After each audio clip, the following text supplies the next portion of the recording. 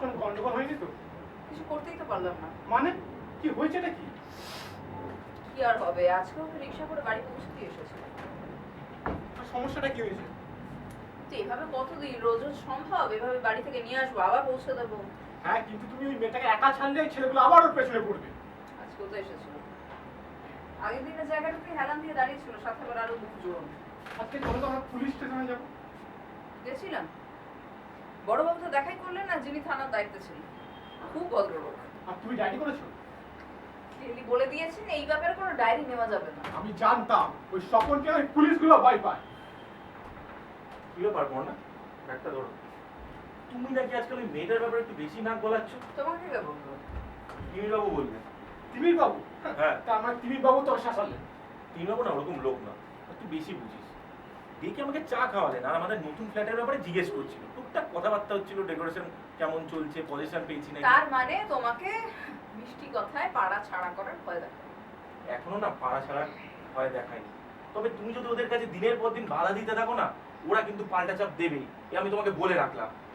তাহলে কি সেই চাপ আমরা মাথায় নিয়ে নতুন কেনা ফ্ল্যাটে চলে যাব? আহা পর্ণা, আমি তোমাকে তাই কথা বললাম।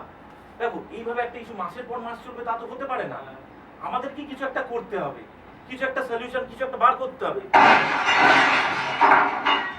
এই কি হলো রে অনি, দেখ তো সিঁড়ি ছুটছে, সিঁড়ির কাজটা ভাঙলো। এদেরকে না আমি সহ্য করবো না। আমি বাইরে গিয়ে দেখতে। কোথায় যাচ্ছিস তুই? আরে ছাড়, তুই কোথায় যাচ্ছিস? কোথায় করে হবে? না তুই আয় আমার সাথে। ওরা চায় তুই আর পর্ণা বাড়ির বাইরে বেরো, যাতে কিনা ওদের অ্যাটাক করতে সুবিধা হয়। তুই কোথাও যাবি না, চুপ কর বস। চল যা হয় তুমি আবার কোথায় যাবে? কোথায় যাচ্ছিস তুমি? বহুতবার বেড়েছিস, বহুতবার বেড়েছিস, এবার দেখ কি করি। এ আসিফ, সাহেল, আয় ভেতরে আয়। এই এই এই কেউ আসবি না, সব বাইরে থাকতে পারে পারে যা।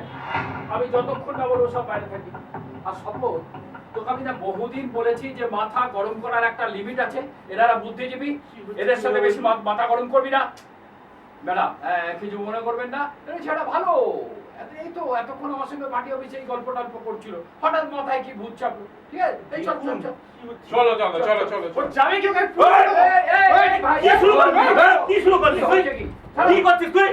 পারবো আমরা ওদের সাথে? কি বলছো, ছেড়ে দেবে? তুমি বোঝার চেষ্টা করো পড়না, আমরা কি এদের সাথে লড়ে পারবো, গায়ের জোরে পারবো? হ্যাঁ বুঝলি সফল, হ্যাঁ। দাদার সাথে আমার কথা হয়ে গেছে। বলবে তো। দিদিমণি কাল বা পরশু স্কুলে যাবে না, আচ্ছা। তুই তখন তোর কাজটা করে নিস ভালো ভালো। ঠিক আছে, চলো চলো চলো। হ্যাঁ কাল থেকে আমি স্কুলে যাবো না? হ্যাঁ হ্যাঁ না, শুধু কাল আর পরশু হ্যাঁ। তুমি স্কুলে যাবে না, তারপর যে কাজ সেই। হ্যাঁ, হ্যাঁ। ঠিক আছে, দেখবি হ্যাঁ। সেই কাজটা ভালো শুধু ভালো এর মাঝে মিটিয়ে- সুমিটাই আর থাকবে না, তাই তো? হ্যাঁ, হ্যাঁ। ঠিক আছে চল শুনুন, তাহলে। হ্যাঁ দুটো কথা একটু শুনে যান। হ্যাঁ বলুন বলুন। কাল পরশু এবং অনওয়ার্ডস আমি প্রত্যেকদিন সময় মতো স্কুলে যাব। আর এই ঝামেলাটা যতদিন না মিটছে, আমার পারমিশন নেওয়া হয়ে গেছে, আমি সুমিকে আসতে বারণ করেছি স্কুলে। তার সাহস দেখি না ম্যাডাম, আমার খুব হিংসা হয় জানেন তো। এই আপনার মতো সাহস থাকলে আমি কবে মন্ত্রী হয়ে যেতাম। দাদা, হ্যাঁ। তোমাকে আমি পার্টি অফিসে কি বললাম? এই মহিলার হেভি খেটা বলিনি। এই ভদ্রভাবে কথা বলো। ভদ্রতা না অনেকক্ষণ দেখিয়েছি। এই আপনাদের মতো ভদ্রলোকদের না দু চারটে চড় চাপড় মারলে আপনারা এমনি সহ্য করে নেবেন। যেটা করলে আপনাদের গায়ে লাগে সেটাই করে দেখাচ্ছি। খবর শুরু কর। ভালো করে তোর হয়েছে, চল হয়ে গেছে, চল। চলো দাঁড়ান, আবার কি হলো? আপনি কি পেয়েছেন? হ্যাঁ, ভদ্রতা আপনি নন, আমরা দেখিয়েছি, শুধুমাত্র নিজেকে ভদ্রলোক ভাবি বলে আর এই ভদ্র সমাজে থাকি বলে। হ্যাঁ, আমার বাড়িতে এসে আমার বাড়ির কাজ ভাঙবেন আর আমারই চোখের সামনে আমার স্ত্রীকে জানো তাই বলে চলে যাবেন। এবার আপনি দেখুন আমরা কি করতে পারি। আসুন, নমস্কার। আরে তোর মশাই রাখুন তো আপনার লেকচার। আপনারা বুঝতেই চান না কোনো জিনিস পেতে গেলে আমরা কতটা নিচে নামতে চাই পারি। না।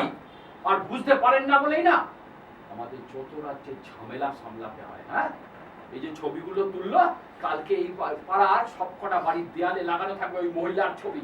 আর তাতে কি লেখা থাকবে জানেন? উনি বদ্ধ উন্মাদ, উনি নিজেকে মাতঙ্গিনী হিসেবে পরিচয় দিচ্ছেন।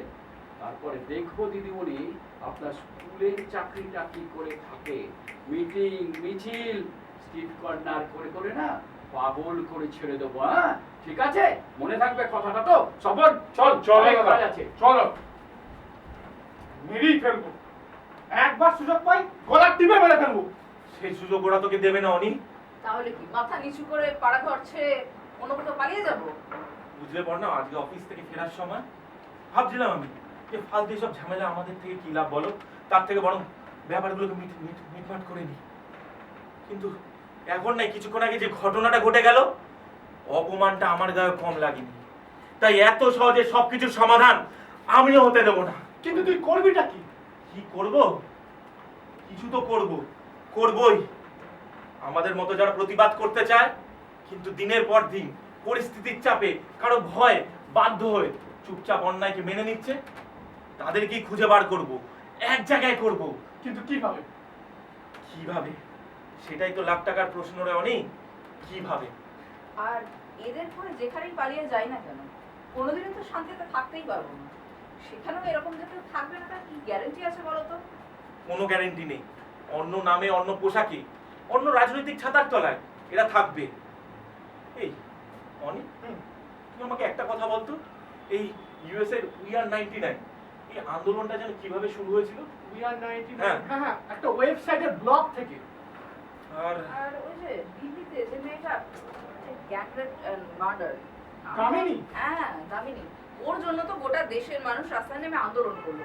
ওটা ওই সোশ্যাল মিডিয়ার দৌলতেই না? এক্স্যাক্টলি। অর্ণা, তুমি একটা জিনিস খেয়াল করে দেখছো, ইদানিং সারা ভারতে এই কিছুদিন আগে 14ই আগস্ট কলকাতা তথা সারা বাংলা দেখলে এক রাত দখলের লড়াই, সেটা সম্পূর্ণ এক অরাজনৈতিক নাগরিক সমাজের উদ্যোগে। ইদানিং সারা পৃথিবীতে যত আন্দোলন হয়েছে, সোশ্যাল মিডিয়া তাতে একটা গুরুত্বপূর্ণ ভূমিকা পালন করেছে। আর সত্যি কথা বলতে, আমাদের মতন মধ্যবিত্তদের কাছে প্রতিবাদের শেষ মঞ্চ বলতে তো সোশ্যাল মিডিয়া। যদি বাকিরা এটাকে একটা প্ল্যাটফর্ম হিসাবে ইউজ করতে পারে, তো আমরা কেন পারবো না? কি বলিস অনি?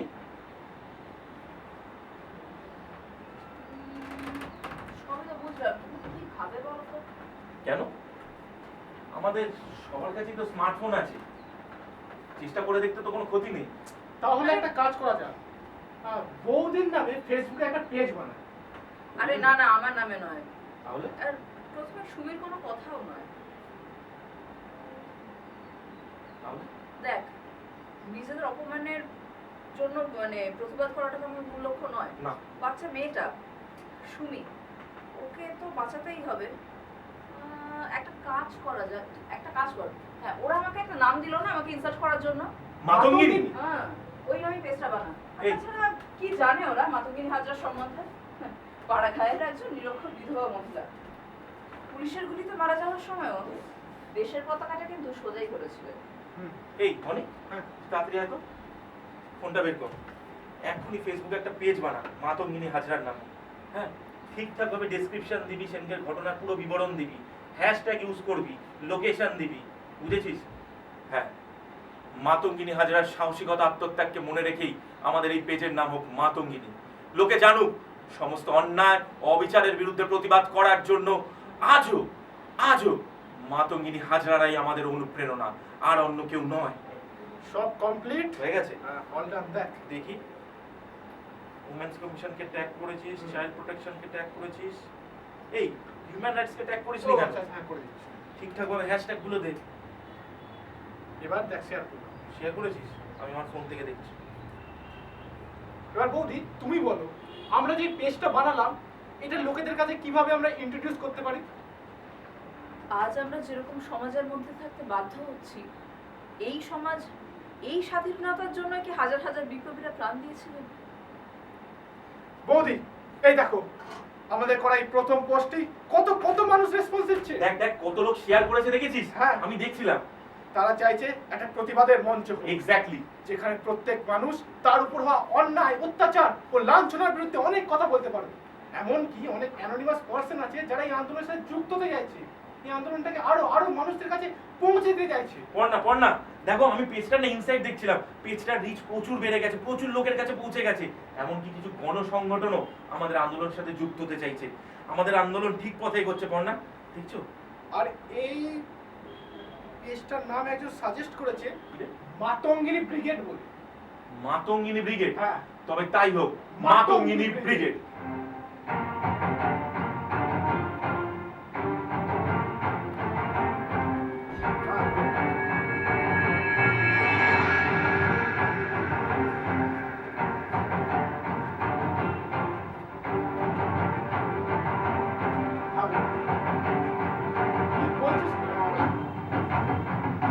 অবশ্যই আসবো।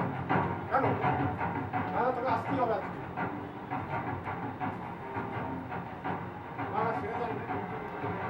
হ্যাঁ বৌদিও আসবে, আর একটু দেরি হবে কিন্তু আমার ঠিক পৌঁছে যাবে। ঠিক আছে দাদা ফোন তুমি জানি না দাদা আসবে কি আমি, ঠিক আছে দাদাকে ফোন করবো এখন।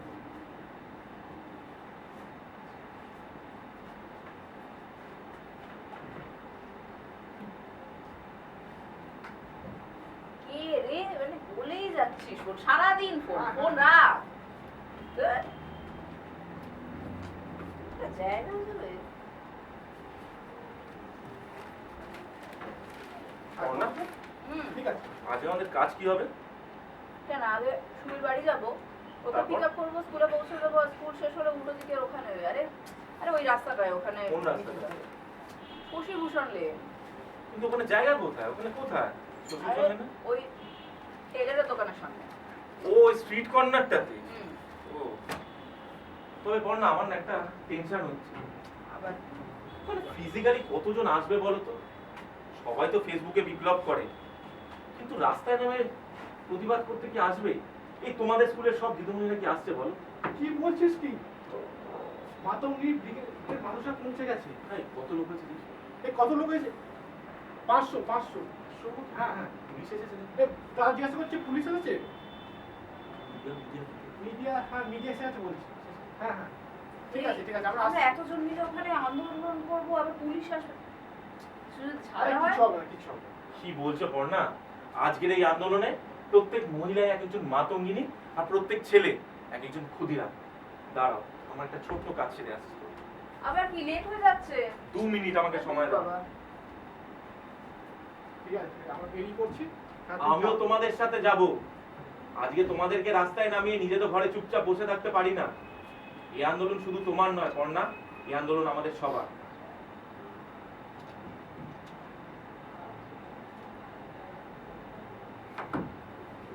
কেওয়ানি, তোর মনে আছে ছোটবেলায় আমরা 15ই আগস্ট 26শে জানুয়ারির দিন বাড়ির ছাড়ে পতাকা তুলতাম, আর বাবা পাড়ার কাকুদেরকে নিয়ে আসতো?